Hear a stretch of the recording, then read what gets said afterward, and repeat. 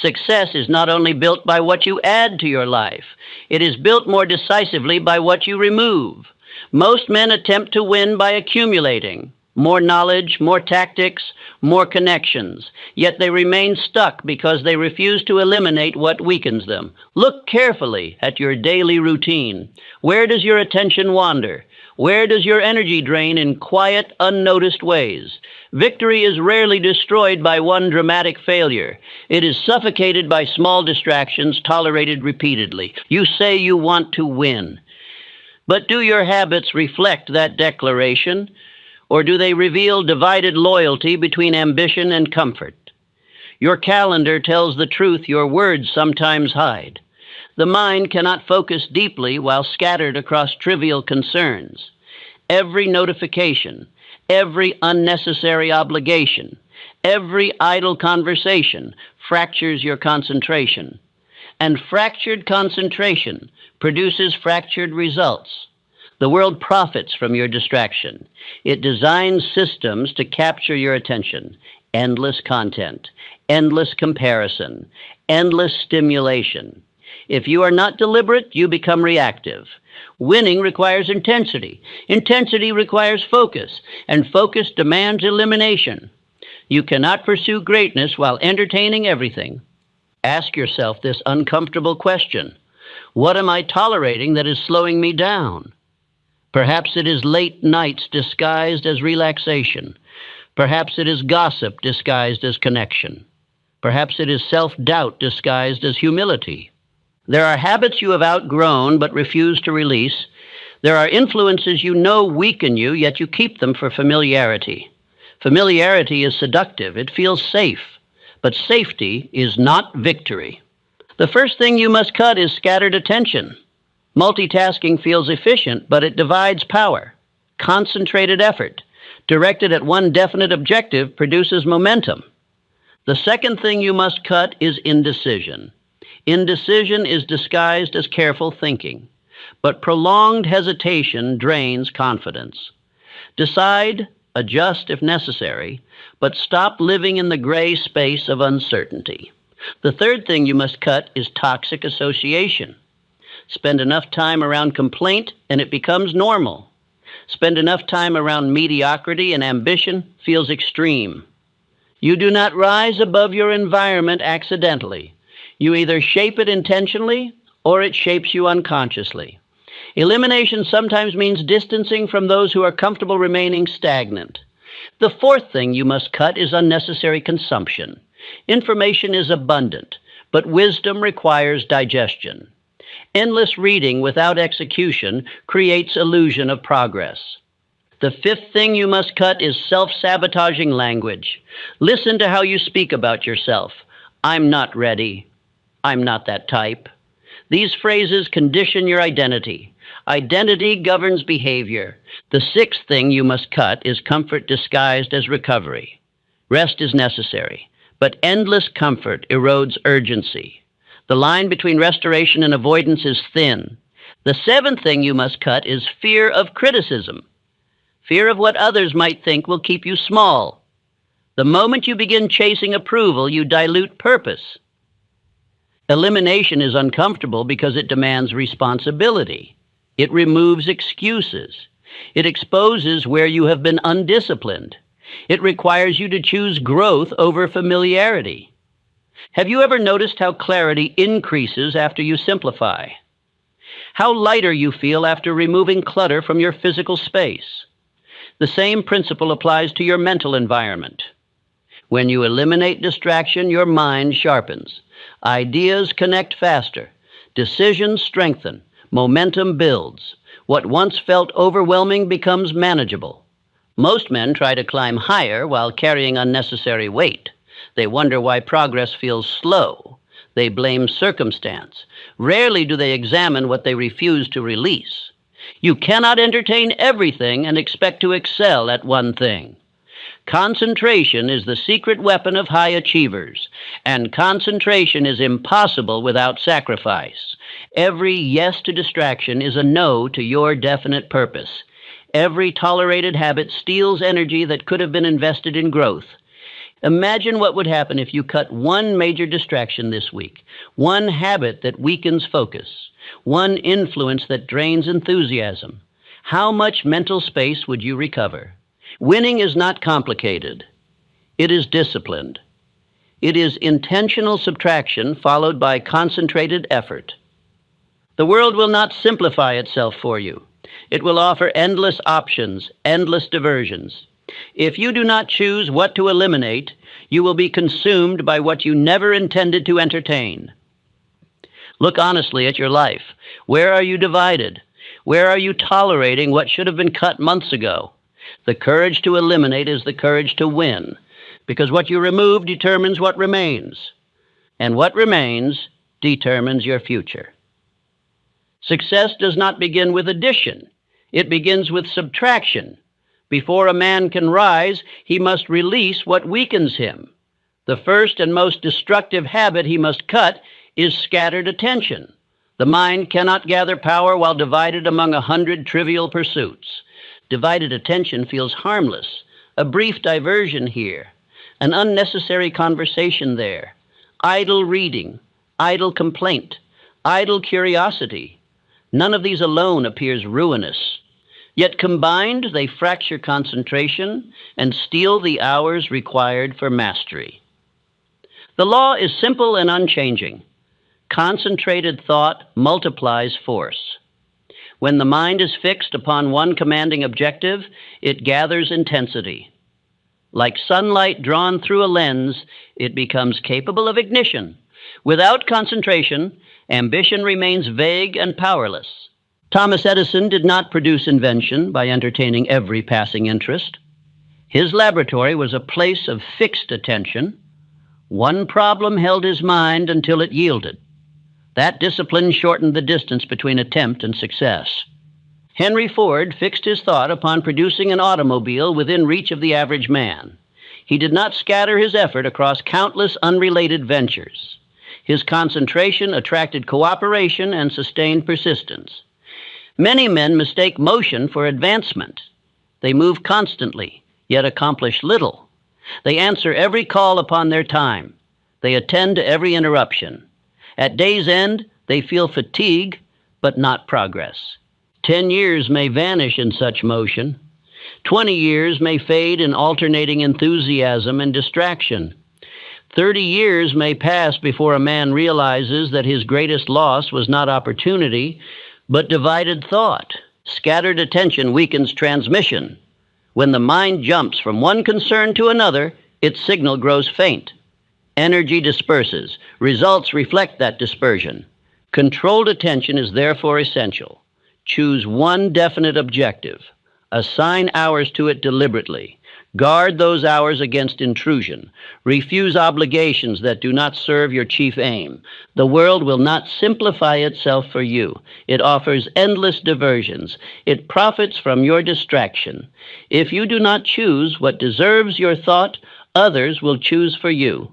Observe a man of concentrated purpose. His speech is deliberate, his movements efficient, his presence calm. Others sense direction within him. They respond with respect. Concentration breeds authority. Authority breeds influence. Influence breeds opportunity. The chain begins with elimination of distraction. Saying no requires courage.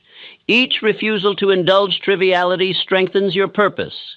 Each acceptance of distraction weakens it. Discipline grows through practice. Ask yourself daily, does this activity advance my aim or divide it? If it divides, cut it without regret.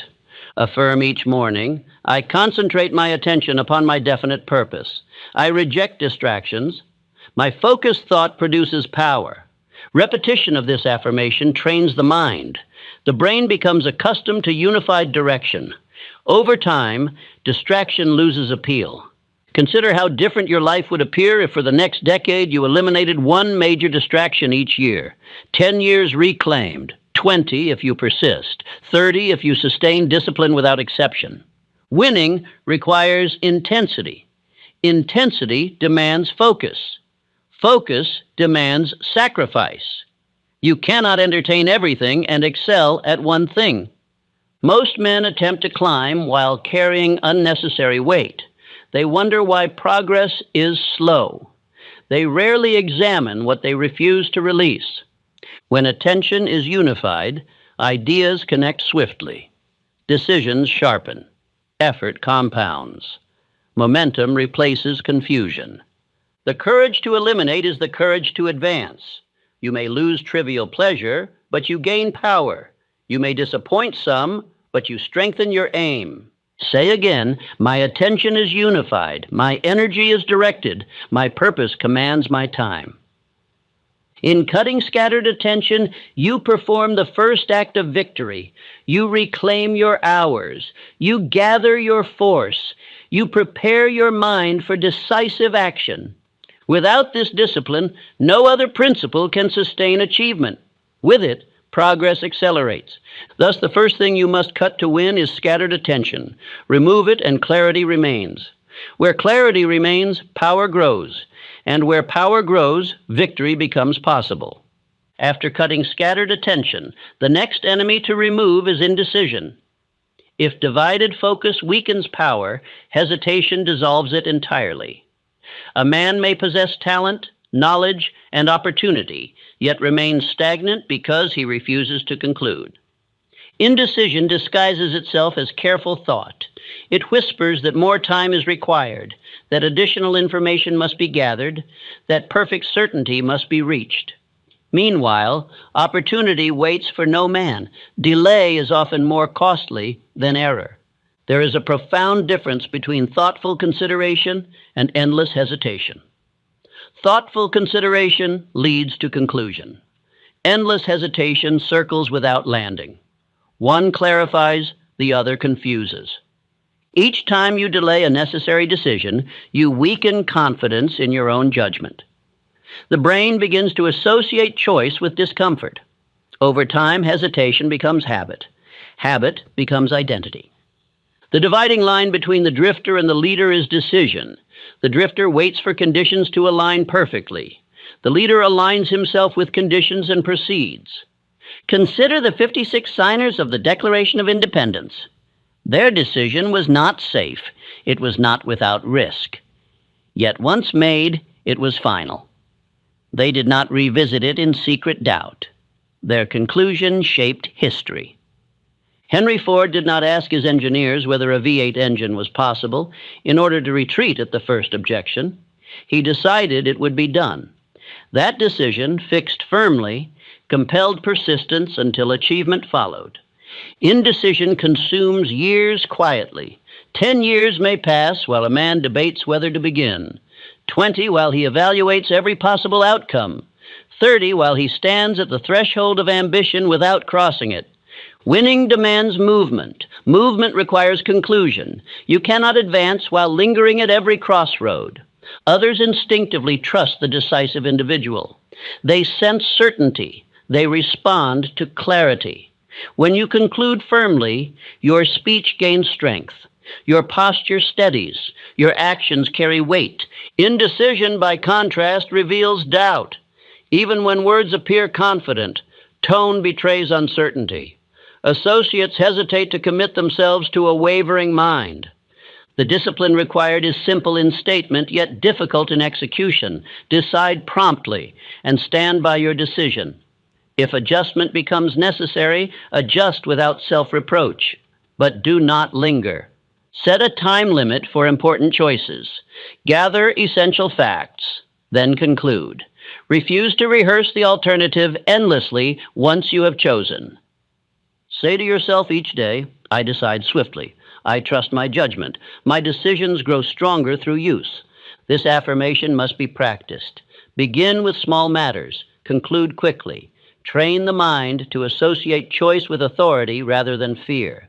Confidence grows through decision. The brain, once accustomed to firm choice, strengthens its signal.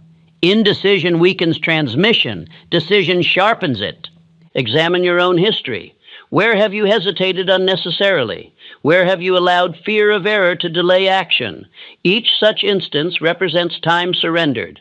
Imagine the years regained if you had acted sooner. 10 years reclaimed through bold beginning. 20 through unwavering commitment, 30 through refusal to retreat at the first obstacle. Decision does not guarantee absence of error. It guarantees progress. Error may be corrected. Delay rarely can. When you decide, you instruct your subconscious mind to align resources toward execution. When you hesitate, you instruct it to remain uncertain. The habit of decision also eliminates inner conflict. Doubt diminishes when choice is firm. Energy once consumed by debate becomes available for action. Winning is not achieved by the man who knows the most possibilities, but by the man who chooses one and commits fully. Ask yourself, what decision have I postponed that requires immediate conclusion? What hesitation has cost me momentum? Resolve now to end lingering uncertainty. Conclude. Act. Adjust if required, but never return to paralysis. Affirm daily, my decisions are firm, my commitment is steady. I advance without hesitation. In cutting indecision, you remove a heavy burden. You lighten the climb. You accelerate progress. The world does not reward perpetual contemplation. It rewards directed action. Thus, the second thing you must cut to win is indecision. Remove it and clarity remains. Where clarity remains, authority grows. And where authority grows, victory draws near. After a man has cut scattered attention and indecision, he must examine something far less obvious yet equally powerful, his associations. No individual rises permanently above the prevailing tone of those with whom he spends his most intimate hours. Association is atmosphere. Atmosphere shapes expectation. Spend sufficient time among those who rehearse failure, and failure begins to sound reasonable. Remain in the company of those who complain habitually, and complaint begins to feel justified. The repetition of mediocrity dulls ambition quietly. Mediocrity is seductive because it is comfortable. It asks little. It forgives delay. It normalizes stagnation. A man may begin with fire in his heart, yet after prolonged exposure to lukewarm conversation, that fire dims. Repeated complaint becomes accepted truth. When scarcity is discussed daily, scarcity appears inevitable. When limitation is rehearsed frequently, limitation feels practical. The mind adapts to its climate. Loyalty must not be confused with self-betrayal. You may value friendship without adopting discouragement. You may respect another's choice to remain stationary without surrendering your own aspiration. Andrew Carnegie did not gather around him men who magnified impossibility. He selected men who believed in expansion. His mastermind alliances were constructed intentionally, not casually. Harmony of ambition strengthened enterprise. Henry Ford did not surround himself with timid spirits. He required cooperation from those who shared his determination. Had he accepted the prevailing doubt of lesser minds, his enterprise would have faltered. Association influences not only thought, but courage. When surrounded by initiative, boldness feels natural. When surrounded by caution disguised as prudence, boldness feels reckless. 10 years may be lost in company that tolerates smallness, 20 in circles that discourage risk, 30 in environments that reward conformity over conviction. Examine your immediate circle honestly. What is the dominant tone of conversation? Is it constructive? Is it hopeful? Is it ambitious? Or is it centered upon complaint, gossip, and criticism? The disciplined individual chooses association deliberately. He seeks those who speak of plans rather than grievances. He values minds that stimulate imagination rather than stifle it. This does not require abandonment of all who think differently. It requires selection of those whose influence penetrates deeply. You must guard proximity carefully. Others will notice when you alter your associations. Your tone changes, your outlook sharpens, your ambition intensifies. Some may interpret this as pride. In truth, it is protection. Association is contagious. Confidence spreads. So does doubt. You are not immune to repetition. No man is. Within a constructive mastermind alliance, ideas multiply. Courage strengthens. Each member reinforces the belief